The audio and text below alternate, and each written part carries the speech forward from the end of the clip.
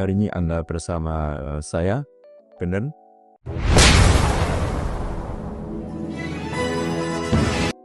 Dan saya Nabil.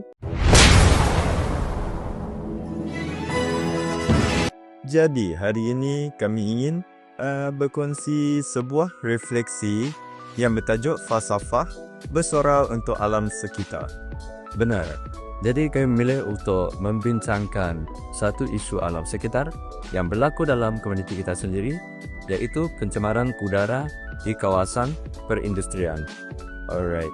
Jadi Brandon, Ya, kita berpeluang untuk melawat satu kawasan kediaman berhampiran kilang di mana ramai penduduk mengadu tentang bau asap yang kuat, mata pedih dan juga masalah pernafasan. Jadi ini macam memberi impak yang negatif, terutama dalam kalangan kanak-kanak. betul Nabil. Saya setuju dengan awak. Jadi, apa yang menjadikan isu ini rumit kala wujudnya dilema moral? Kilang-kilang ini menjadi sumber pendapatan utama penduduk. Namun, dalam masa yang sama, mereka menyumbang kepada pencemaran udara yang menjejaskan kesehatan komuniti. Ya, jadi di sini dia membawa kepada nilai konflik nilai, iaitu antara nilai kesihatan awam dan juga alam sekitar. Dan yang kedua adalah nilai ekonomi dan juga kelangsungan hidup untuk masyarakat.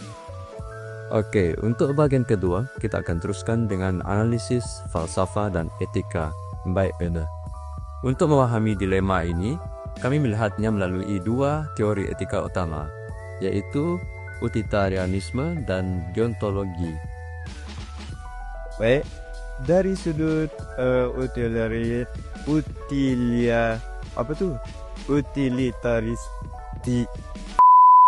Apa benda saya kok apa ya?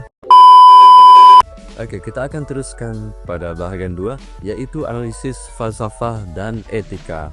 Alright. Jadi, untuk memahami dilema ini, kami melihatnya melalui dua teori etika utama, yaitu utilitarianisme dan deontologi. Baiklah, baik Brandon, tadi kita menghadapi sedikit masalah teknikal dengan cara bacaan perkataan tersebut. Dari sudut utilitarianisme, tindakan yang bermoral ialah tindakan yang membawa kebaikan kepada paling ramai orang. Jika pencemaran ini dihentikan, lebih ramai yang sehat dan ini memberi manfaat kepada majoriti, maka pencemaran wajar dikurangkan demi kebaikan bersama. Ia memberi impak kepada alam sekitar dan juga kepada masyarakat setempat. Oke, jadi saya akan teruskan dengan perspektif deontologi. Ya, jadi daripada perspektif deontologi, setiap individu dan organisasi mempunyai kewajiban moral. Kilang bukan saja wajib menjaga pekerja mereka, tetapi juga tidak boleh mencemarkan alam dan membahayakan penduduk lain. Adakah setuju dengan saya? Semestinya benar. Ya, buat baik bukan kerana hasilnya, tetapi kerana ia adalah perkara yang betul. Betul. Okey, ayat yang baik daripada Brandon. Baiklah, bahagian yang ketiga. Kita masuk kepada SDG 13.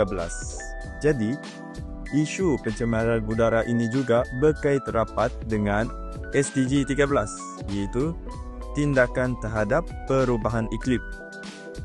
Pelepasan daripada bahan tercemar menyumbang kepada pemanasan global dan memberi kesan negatif terhadap kestabilan iklim kerana pembakaran terbuka yang melibatkan plastik dapat mengeluarkan gas-gas yang mampu menyumbang kepada penipisan atmosfera kita.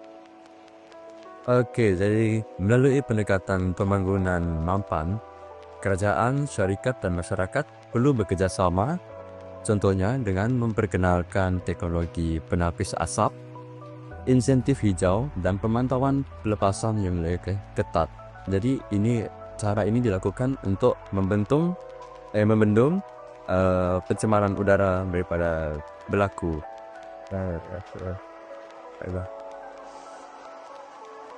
bahagian 4 balance.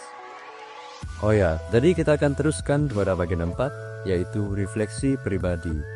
Secara pribadi, saya belajar bahwa menjaga alam sekitar bukan hanya tanggung jawab NGO atau kerajaan.